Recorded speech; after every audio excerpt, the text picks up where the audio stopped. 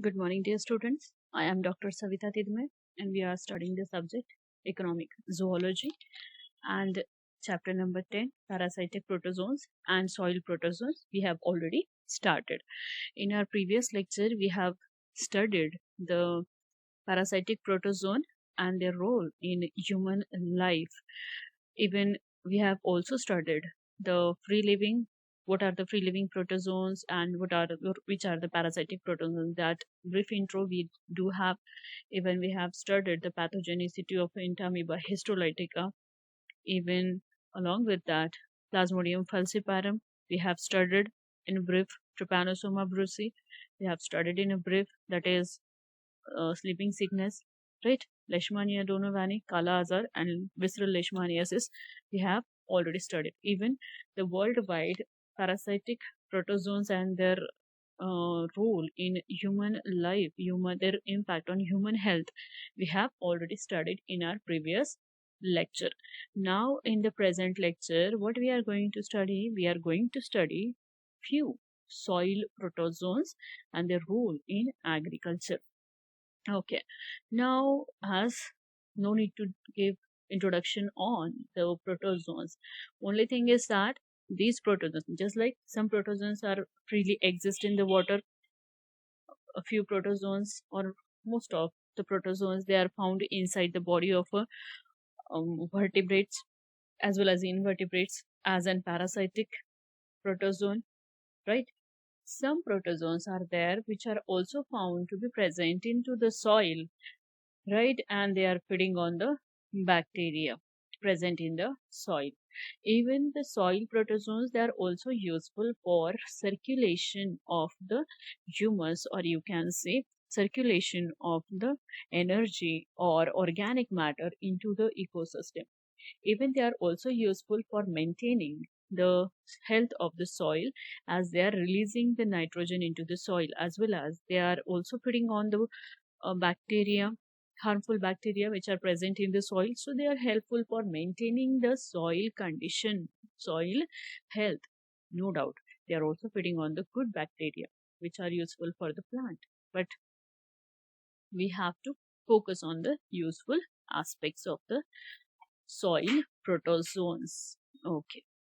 Now let's study few of the soil protozoans. Okay. So, four different types of protozoans that are found inside the soil frequently. And they are ciliates, heterotrophic flagellates, naked amoeba, and tested amoeba. So, these are the four members which are found frequently inside the soil, right? Now, most naked amoebas, flagellates, and ciliates feeds on bacteria, and these groups are generally abundant in agricultural soil, right? Just like amoeba, flagellates, and then ciliates, they are abundantly present in the soil and they are feeding on the bacteria. So ciliates are generally far less in numbers in the soil. Ciliates, just for example, we are taking uh, those protozoans which bear cilia on their body. So they're treated as a ciliates. Their number is very less in the soil as compared to the flagellates and amoebae. So because of their large size compared to the flagellates and amoebae, ciliates, they are larger in size as compared to the amoebae and flagellates. See, my dear students, it is not like the ciliate is only a single animal and flagellate is again only a single animal. Amoeba is again a single type of. No, a larger group of animals which bears these common characters, they are put forth into that specific group like ciliates. Those protozoans which bear cilia and they are found in the soil, they categorized as a ciliates. Number of such a flagellates, heterotrophic flagellates, they are uh, showing presence of a flagella. All of them, they were grouped into the heterotrophic flagellates. Amoebae, varieties of amoebae are there like that. Okay, so they are probably more abundant in wet soil. Who? Ciliates. They are more abundant in wet soil where relatively large pores, arc, or circular water filled, larger pores of the soils that are filled with the water. In that soil, the ciliates, they are more in number as compared to flagellates and amoebae. So in other soil, that is again we can say little bit different type of a soil where small pores are there exist between the soil particles, so in which the flagellate and amoebae they can be found in more number. This is one scientific report. Now it was said that many scientists were saying as the flagellates they are feeding on what, they are feeding on the bacteria present in the soil, they are feeding on the humus. All right, so as they are feeding on the bacteria, so they are responsible for means what, soil protozoans, they are responsible for minimizing the bacterial number. So ultimately they affect the bacterial growth and they affect the soil health, because as in the soil some bacteria they are good for the soil, some bacteria they are good for bad for the plants, right? So both kind of bacteria they exist in the soil, and as these protozoans, soil protozoan irrespective of which is good for the soil which is bad, they are keep on feeding on the bacteria. So scientists or many workers they were saying, they were having the opinion that the protozoans are responsible for deletering the soil health, for damaging the soil health, because they are feeding on the soil useful soil bacteria. But this scientific report proves them wrong. See, what is it? Studies carried out at Rothamsted experimental station demonstrated that the protozoa plays an important role in the regulation of a bacterial population. What they does? They are playing important role in a regulation of a bacterial population, but also that the effect was not deleterious. Rather, this is a scientific report proves that the protozoan parasitic, sorry, soil protozoans they are not causing any harmful effect on the soil, they are not going to destroy the soil quality, rather they are useful for regulating the bacterial population in the soil as well as maintaining the soil health, soil condition. So on the contrary, it stimulated bacterial activity. Rather, they are deleterious to the bacterial activity. What they do is they stimulate the bacterial activity in many cases. And regarding this means regarding the soil bacteria, their effect on soil protozoans, their effect on the bacteria present in the soil as well as the bacterial population. Regarding this, extensive research were carried out by number of scientists, and out of which this Singh is one of the scientists who did extensive research on the differential protozoan predation, right, in 1942.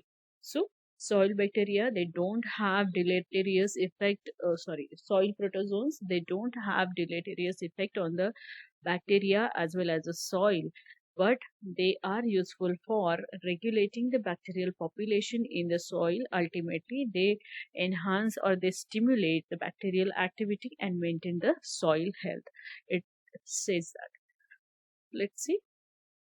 Okay. Though the heterotrophic flagellate and naked amoebae constitute a very important part of the soil food web, no doubt, as they are present in the soil and they are feeding on the bacteria, even they are feeding on the animal debris, even they are feeding on the organic matter, right? So they are an important part of the food web, a food chain, right?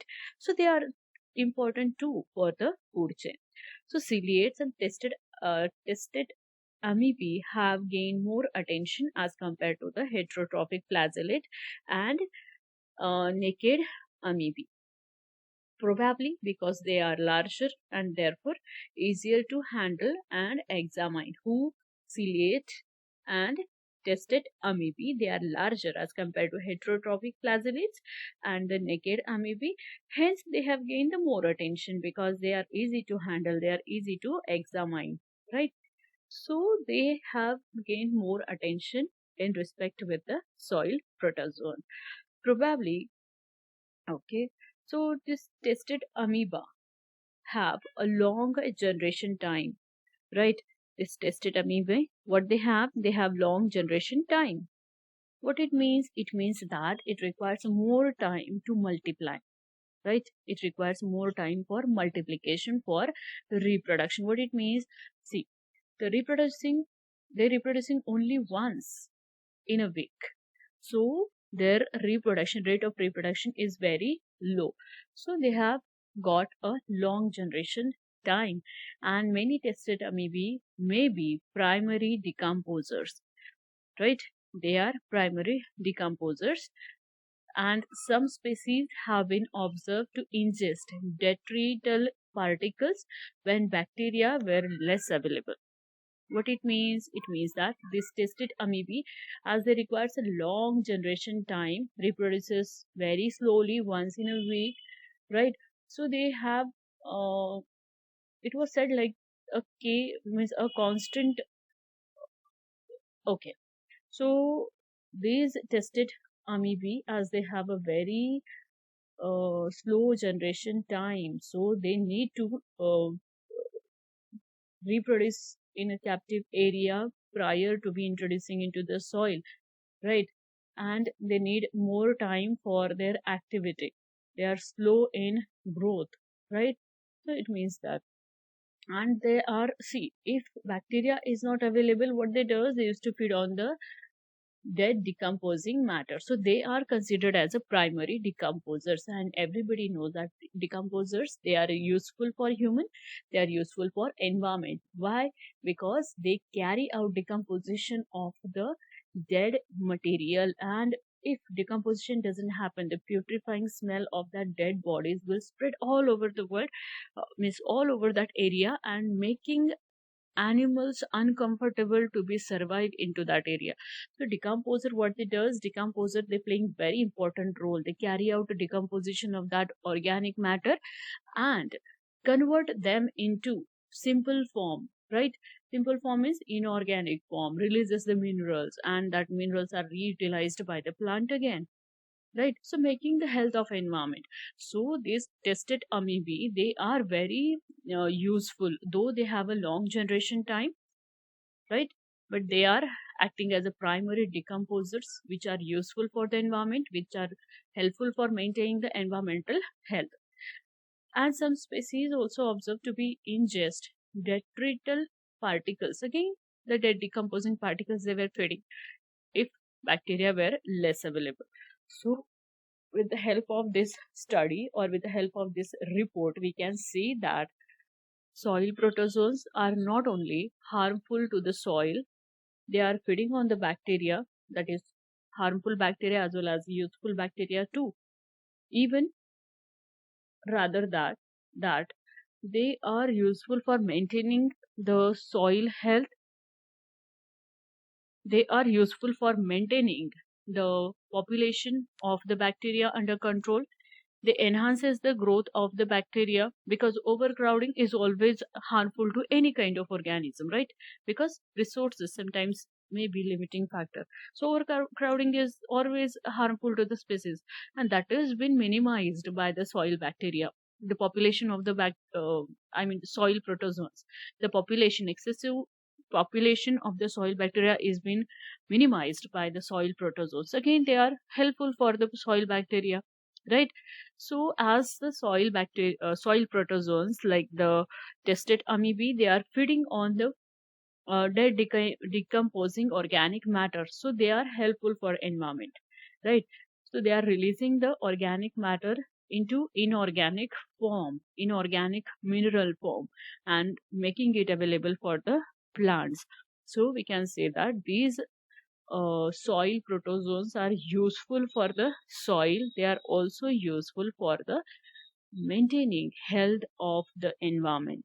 With this, my dear students, we have completed the chapter um, parasitic protozoan and soil protozoan. In the parasitic protozoan, we have already studied the parasitic protozoan, which are harmful to human health, like Entamoeba histolytica, Leishmania, Trypanosoma.